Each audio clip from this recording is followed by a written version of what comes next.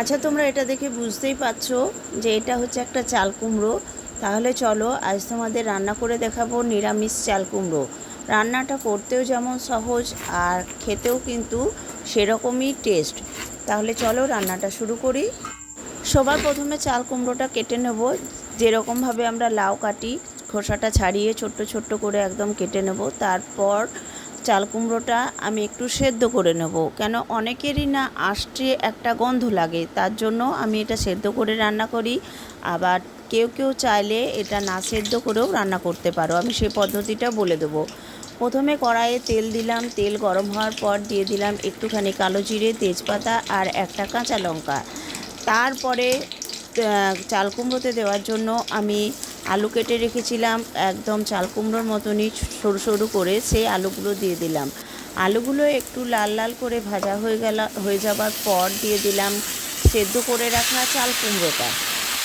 আর চাল কুমড়োটা যারা সেদ্ধ না করে করতে চাইছো তারা কি করবে, আলুগুলো ভাজা হয়ে যাবার পর ওই যে কেটে রাখা কাঁচা চাল কুমড়োটা দিয়ে দেবে। তারপর বেশ খানিকক্ষণ কষিয়ে নেওয়ার পর মশলাগুলো দিয়ে দেবে, যেমনভাবে আমরা মশলাগুলো দিচ্ছি সেইভাবে মশলাগুলো দিয়ে দেবে।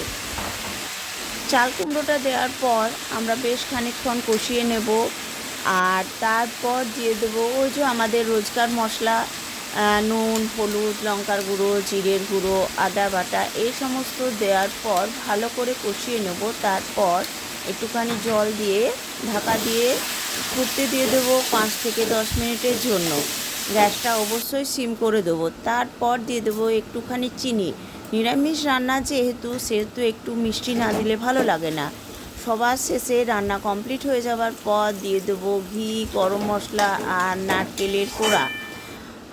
আর রান্নাটা শেষ করার আগে সবাইকে বলে রাখি, রান্নাটা কিন্তু একবার হলেও করে দেখবে, খুবই ভালো রান্নাটা, খেতে যেমন স্বাদ সেরকম কিন্তু করাটাও সহজ। তোমাদের এই রান্নাগুলো যদি ভালো থাকে অবশ্যই পাশে থাকো, লাইক করো, কমেন্ট করো। আর তোমাদের প্রয়োজনীয় নিত্য নতুন আপডেট পাওয়ার জন্য অবশ্যই সাবস্ক্রাইব করে পাশে থাকবে। ধন্যবাদ সকলকে। আমার চাল কুমড়ো রান্না একদম কমপ্লিট হয়ে গেছে, দেখতে কিন্তু সত্যিই খুব সুন্দর হয়েছে। গরম ভাতে এটা নিরামিষের দিনে জাস্ট অসাধারণ।